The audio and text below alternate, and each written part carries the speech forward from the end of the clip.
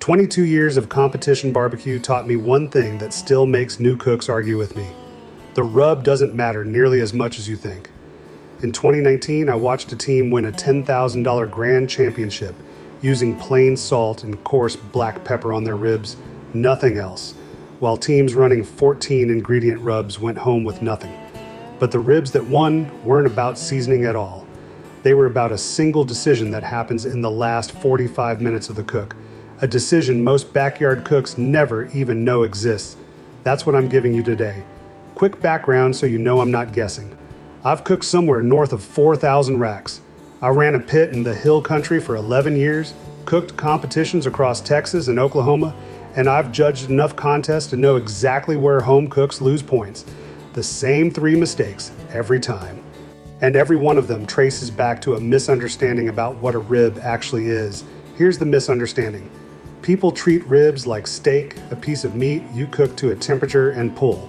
A rib is not that. A rib is a connective tissue project.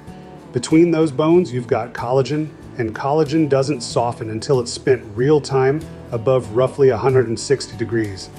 Rush it and you get meat that's technically cooked at 145 but chews like a truck tire.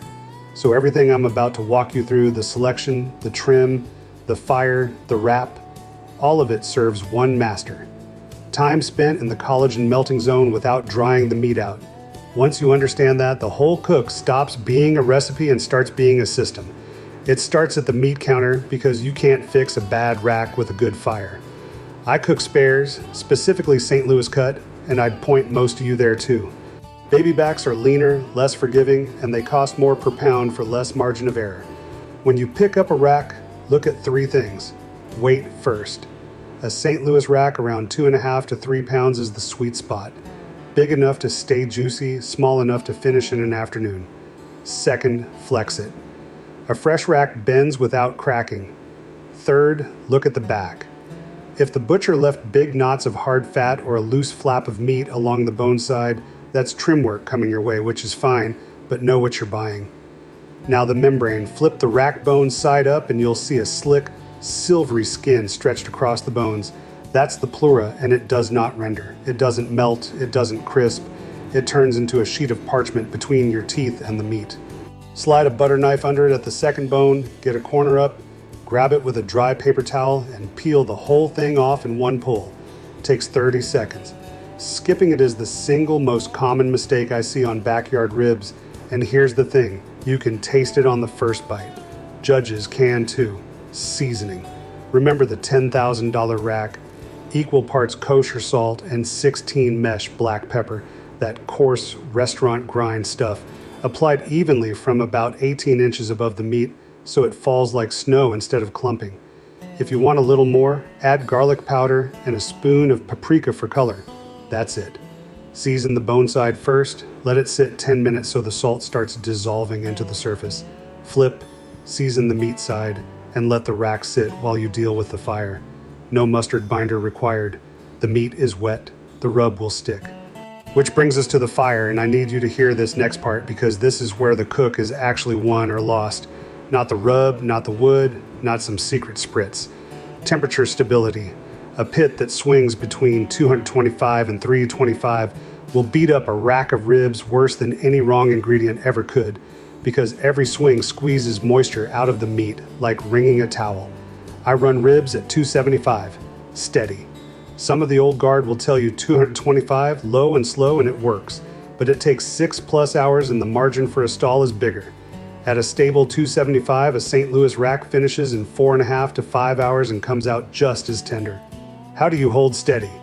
Build a small, hot, clean fire and control heat with the amount of fuel, not by choking the air. When you shut the vents down on a big smoldering fire, you get thick white smoke, and white smoke is dirty smoke. It coats the meat in creosote and leaves that bitter, ashtray backtaste people wrongly blame on too much smoke flavor. The smoke you want is thin and almost blue, barely visible against the sky. Small fire, vents open, add a split every 45 minutes or so. If you're on a pellet smoker or a Kamado, you're already stable, so your job is just resisting the urge to open the lid. Every peak costs you 15 minutes of recovery. The rack doesn't need you. Leave it alone for the first 3 hours. So the fire's clean and steady, the ribs are rolling, and around hour 3, you hit the decision point, the wrap. This is where the internet fights. Wrapping in foil, the Texas crutch, powers the meat through the stall and speeds up tenderizing, but it softens your bark and can steam the ribs into mush if you leave them too long. Going unwrapped the whole way gives you a better crust and deeper smoke, but adds time and risk of drying. Here's my rule, and it's based on what's in front of you, not on a clock. When the color is right, a deep mahogany, almost the color of an old penny, and the rub has set so it doesn't smudge when you brush a finger across it, that's when you wrap. For most racks at $2.75, that's around the 3-hour mark, but you're reading the meat, not the timer.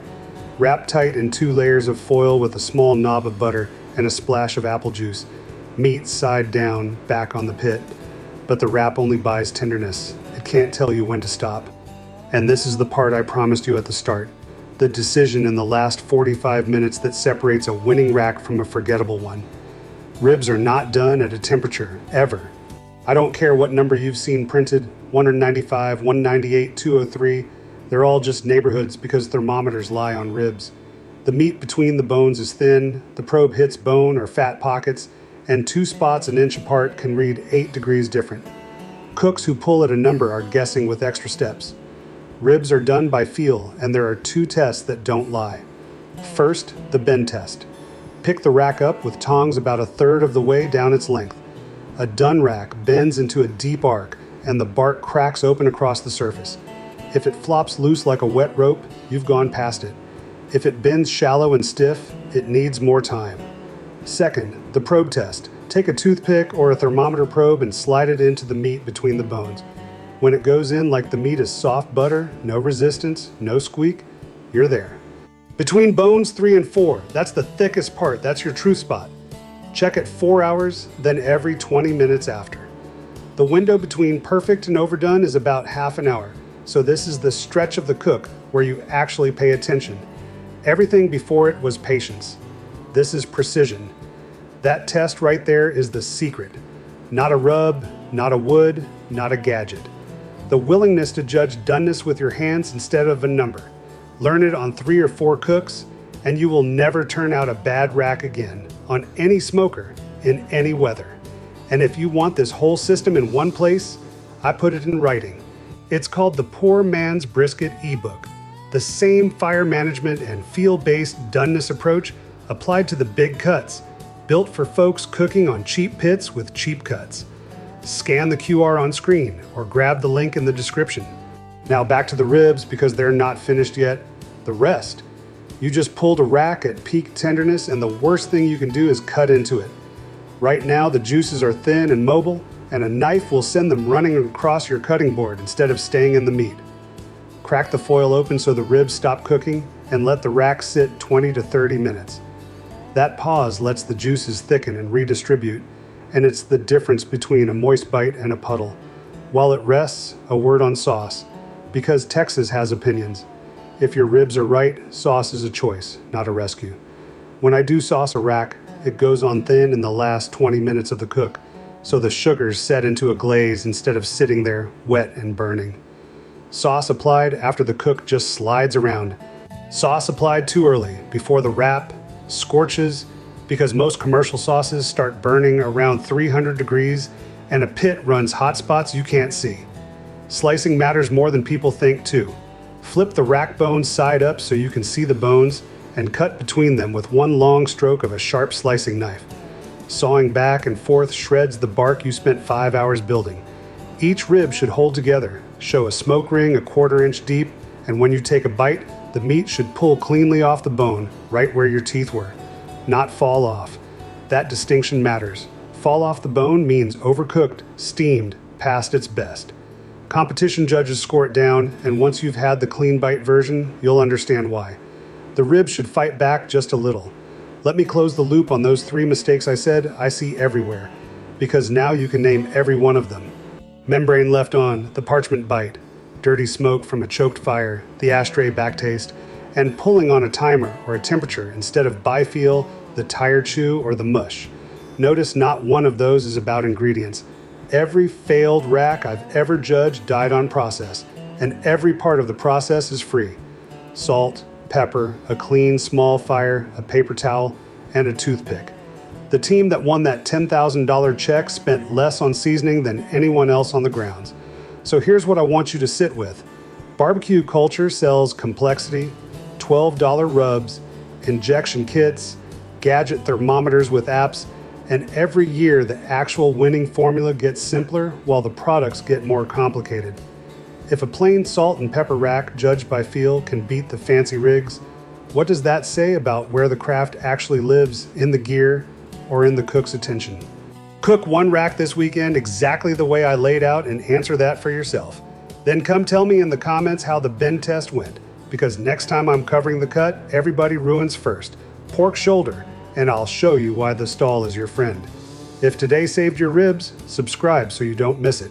Word count 2041.